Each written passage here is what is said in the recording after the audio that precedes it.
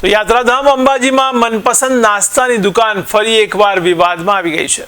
તો વાંકાનેરના ભક્તોને દુર્ગંધ મારતી છાશ આપવામાં આવી હતી, ત્યારે દુર્ગંધ મારતી છાશ બાબતે મનપસંદ નાસ્તાના સંચાલકને કહેતા સંચાલક દાદાગીરી કરી હતી અને પ્લાસ્ટિકના એક ગ્લાસના 3 રૂપિયા લઈને ઉઘાડી લૂંટ મચાવી છે। જો કે થોડા સમય પહેલા પણ મનપસંદ નાસ્તામાંથી માખી તેમજ વાળ પણ નીકળ્યા હતા, ત્યારે ફૂડ એન્ડ ડ્રગ્સમાં પણ ફરિયાદ કરવામાં આવી હતી। તો વાંકાનેરના ભક્તોએ જણાવ્યું હતું કે નાસ્તો હલકી ગુણવત્તાનો આપવામાં આવે છે અને ભાવ પણ ડબલ લેવામાં આવે છે। તો મનપસંદ નાસ્તાના સંચાલકની દાદાગીરીથી અંબાજી આવતા ભક્તોમાં પણ એક ખરાબ મેસેજ ભક્તોએ કલેક્ટરને વિડીયોના માધ્યમથી મનપસંદ નાસ્તાના સંચાલક પર કાર્યવાહી કરવા વિનંતી કરી છે અને ભક્તોએ ગ્રાહક સુરક્ષામાં ફરિયાદ પણ કરી છે। તો યાત્રાધામ અંબાજીમાં કલેક્ટર ચેરમેન છતાંય યાત્રાધામ બદનામ થાય તેવું કૃત્ય કરનાર મનપસંદ નાસ્તાના સંચાલક ઉપર કેમ કોઈ કાર્યવાહી થતી નથી તે પણ એક સવાલ છે। ઓકે, હું વિપુલ ગુર્જર પ્રમુખ તરીકે છું ગ્રાહક સલાહ અને સુરક્ષા કેન્દ્ર અંબાજી મંદિર। આજરોજ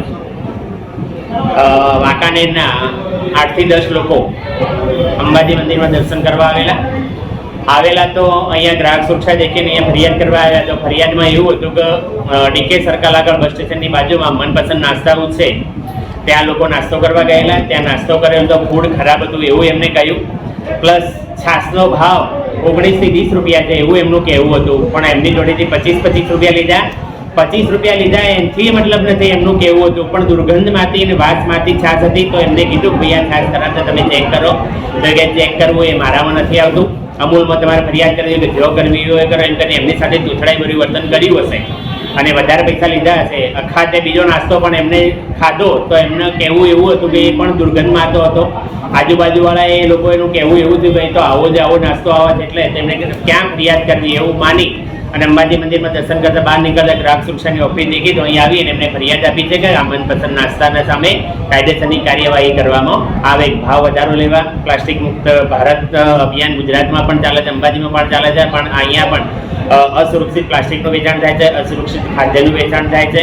આ બધું અટકે એના માટે કાર્યવાહી કરવા માટે મને ફરિયાદ આપવામાં આવી। અગાઉ પણ કોઈ નાસ્તાની ફરિયાદો આવેલી? હા, અગાઉ પણ 2 ફરિયાદો આવેલી છે। આજ મનપસંદ નાસ્તાઓ માટે મેં ફૂડ એન્ડ ડ્રગ્સમાં એમના મેઇલ મારફત જાણ કરેલી હતી કાયદેસરની કાર્યવાહી કરવા માટે, કે જેમાં એક ફરિયાદમાં એવું હતું કે મચ્છર પડેલો હતો, વિડીયો જ હતો, ફોટો જ હતો। બીજી ફરિયાદમાં એવું હતું કે એમાં બાલ પડેલો હતો અને આ બાબતે પણ ફૂડ એન્ડ ડ્રગ્સમાં મારા દ્વારા કાર્યવાહી કરવા માટે મેં એમને જાણ કરવામાં આવેલી છે। ઓકે, આજ રોજ અંબાજી ધામ ખાતે અમે લોકો દર્શન માટે આવેલા। સવારે મનપસંદ નાસ્તા હાઉસ જ્યાં અમે નાસ્તો કરવા ગયેલા, જ્યાં અમને પ્લાસ્ટિકના ગ્લાસની કિંમત માત્ર 1 રૂપિયા છે, જે વધારીને 3 રૂપિયા વસૂલ કરવામાં આવેલી અને કોઈ પણ સારી એવી ક્વોલિટીનો કે કોઈ પણ સારો એવો ફૂડ અમને મળ્યો નથી, જેની ફરિયાદ કરતાં અમારી સાથે બહુ જ ખરાબ ગેરવર્તન અને ઉગ્ર સ્વભાવથી બોલચાલ કરવામાં આવી। આજુબાજુના લોકો સાથે અમને વાતચીત કર્યા પછી એવી માહિતી મળી કે આ ભાઈનું વર્તન બધા પ્રત્યે આવું છે।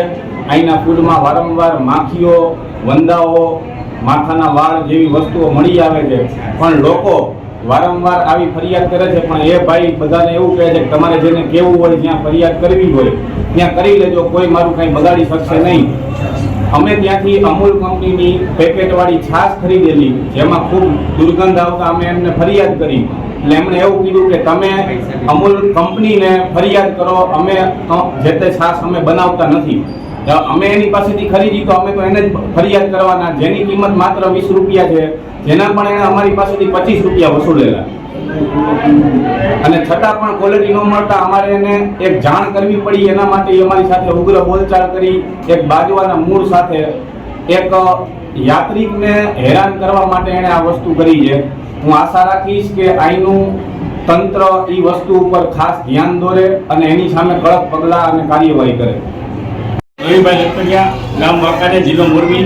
આજે અમારા ગ્રુપ સાથે પવિત્ર યાત્રાધામ કે જ્યાં દર વર્ષે કરોડોની સંખ્યામાં લોકો દર્શનાર્થે આવતા હોય, તો આજે અમને કડવો અનુભવ થયો કે અહીંયા એક બાજુમાં આવેલ મનપસંદ નાસ્તા નામની દુકાનમાં જ્યાં અમે સવારમાં અમારા ગ્રુપ સાથે નાસ્તો કરવા ગયા જ્યાં પૈસા દેતા અખાધ ફૂડ કે જે અમે આરોગી ન શકી એવું ફૂડ અમને ખવડાવવામાં આવ્યું. જ્યાં છાશ પીધી તો છાશ અમૂલ કંપનીની હતી, જેમાં અમે ફરિયાદ કરતા દુકાનધારકે અમને જ્યારે સંતોષકારક જવાબ દેવાનો તો એક બાજુ રહ્યો, અમને ધમકાવવાનો પ્રયાસ કર્યો કે ભાઈ તમે આની કમ્પ્લેન અમૂલ કંપનીમાં કરો. તો અમે તો તમારી પાસેથી લીધું છે, તો અમે કમ્પ્લેન કોની પાસે કરી શકીએ? તો આ બાબતે હું અહીંયાના જે યાત્રાધામ વિકાસ બોર્ડના જે કલેક્ટર શ્રી છે એમને હું વિનંતી કરું છું કે આ બાબતે યોગ્ય ધ્યાન આપજો. અહીંયા કરોડોની સંખ્યામાં યાત્રાળુઓ આવતો તો પોતાના જીવન સાથે ચેડા ન થાય એની આપસીને આ વિડીયો માધ્યમથી વિનંતી કરું છું કે યોગ્ય અને વહેલી તકે આના પગલાં ભરજો.